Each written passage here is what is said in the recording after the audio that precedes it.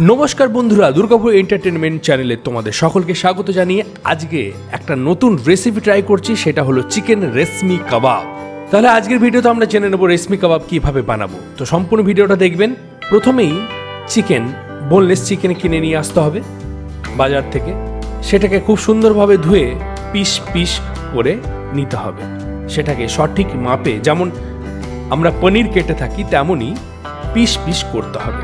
আপনারা হয়তো খেয়ে থাকবেন বা দেখে থাকবেন যেমন সচরাচর পিসগুলি হয় তেমন পিসগুলো করে নিতে হবে। এটি হলো দই, সম্পূর্ণভাবে দই থেকে জল নিঃসৃত করে রাখা হয়েছে, সাথে ধনে পাতা। তারপর চিকেনের পিসগুলি সুন্দরভাবে কেটে নেওয়ার পর তার মধ্যে লবণ, গোলমরিচের গুঁড়ো এবং লেবুর রস দিয়ে কিছুক্ষণ ম্যারিনেট করে রাখা হবে। ভালো করে চিকেনের পিসগুলোকে নাড়িয়ে নাড়িয়ে ম্যারিনেট কিন্তু করে রাখতে হবে। অল্প পরিমাণ জায়ফল লাগবে। তারপর আদা রসুন পেস্ট করে এই চিকেন পিসগুলোতে মাখিয়ে নিতে হবে এবং তার মধ্যে অল্প পরিমাণ জায়ফলের গুঁড়ো দিতে হবে। মনে রাখবেন জায়ফলের গুঁড়োটা দেবেন খুবই অল্প পরিমাণ। এই মিক্সচারটার মধ্যে আছে জায়ফল এবং লবঙ্গ গুঁড়ো মিক্স করে মাখানো হচ্ছে।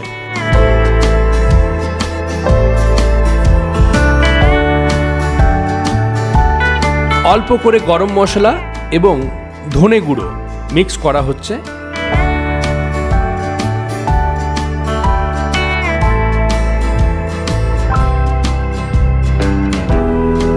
সবার শেষে জিরে গুঁড়ো খুবই অল্প পরিমাণে। তারপর এই মিক্সটাতে ফ্রেশ ক্রিম আপনারা বাজারে পেয়ে যাবেন, আমুলের ফ্রেশ ক্রিম এর মধ্যে মিক্স করা হচ্ছে।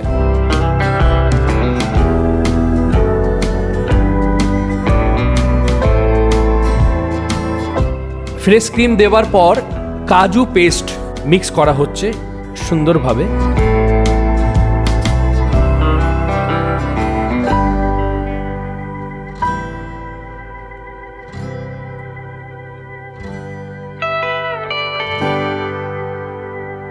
তারপর চিজ মিক্স করা হবে এই পেস্টের মধ্যে।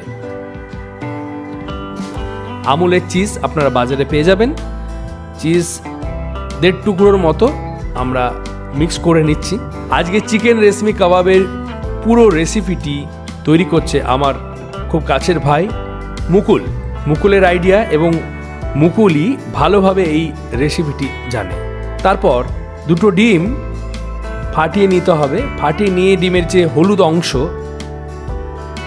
অর্থাৎ কুসুমটি আলাদা করে নিতে হবে।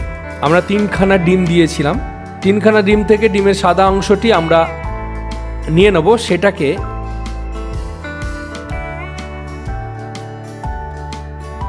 এইভাবে কন্টিনিউয়াসলি ফেটাতে হবে। এমন একটা সময় আসবে পুরো ফোমের মতো তৈরি হয়ে যাবে এই ডিমের সাদা অংশটি। দেখুন অলরেডি ফোমের মতো তৈরি হয়েই গেছে।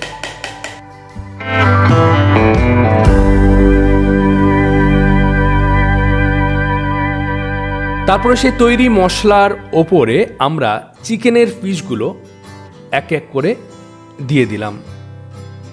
তারপর খুব সুন্দরভাবে ভালো করে মাখিয়ে নিতে হবে। দেখুন পুরো সাদা হয়ে গেল। মনে রাখবেন খুব সুন্দরভাবে যেন মাখানো হয়। তার উপর অল্প ধনে পাতা দিয়ে দিলাম।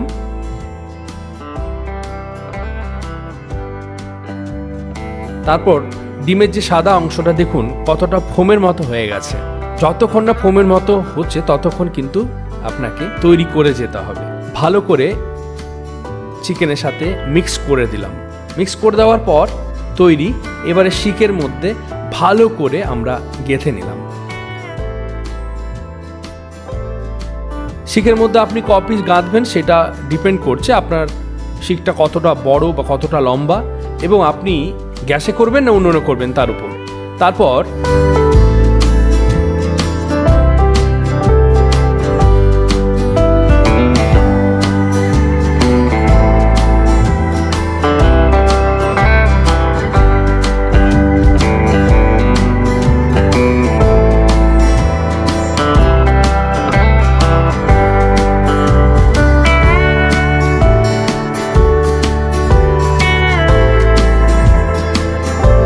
যে কন্টেনার ওপরে বসিয়ে এটা ফ্রাই করা হবে সেই কন্টেনারটাকে ভালো করে বাটার মাখিয়ে নেওয়া হচ্ছে, যাতে চিকেনের পিসগুলো ফ্রাই হবে তখন যেন এই কন্টেনারের মধ্যে লেগে না যায়।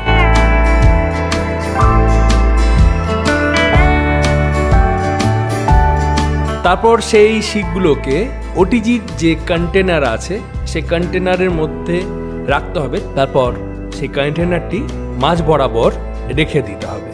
রেখে দিয়ে তার মধ্যে সুন্দরভাবে শিক কাবাবগুলো সাজিয়ে নিতে হবে।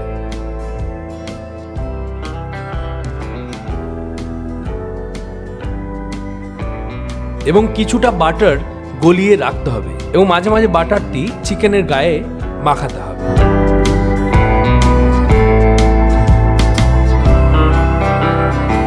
কিছুক্ষণ রাখার পর বাটার মাখানো হচ্ছে ব্রাশে করে। চিকেন রেশমি কাবাবের রেশম যেটা সেটা বানানোর প্রসিডিওর তৈরি হয়ে গেছে। প্রথমে অল্প চিনি নেওয়া হলো, সেটাকে অত্যন্ত হিট করে গলিয়ে নেওয়া হলো। দেখতে পাচ্ছেন গুড়ের মতো দেখতে লাগছে এবং এইখান থেকেই রেশম তৈরি হবে। রেশমি অর্থাৎ রেশম যেটা সেটা এখান থেকে তৈরি হবে। এমনিভাবে রেশমটা তৈরি হবে। গুড়টি গরম করে নিতে হবে এবং অল্প যখন ঠান্ডা হবে তখন টেনে টেনে দড়ির মতো করে তৈরি করতে হবে। দেখতে কিন্তু সোনার মতো লাগবে।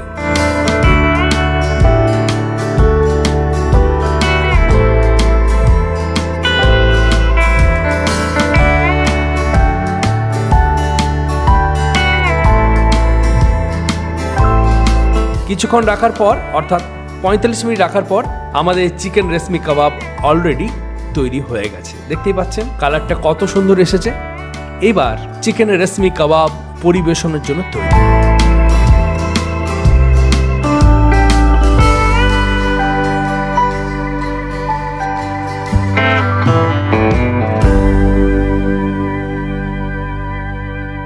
প্রথমে আমি মুকুলকে বললাম, অর্থাৎ যে আজকের এই রেসিপিটি এত সুন্দরভাবে তৈরি করেছে। আজকের রেসিপির সমস্ত ক্রেডিট মুকুলের। মুকুল টেস্ট করছে চিকেন রেশমি কাবাব। মুকুলের নিজেরই খুব ভালো লেগেছে। তারপর আমি টেস্ট করলাম।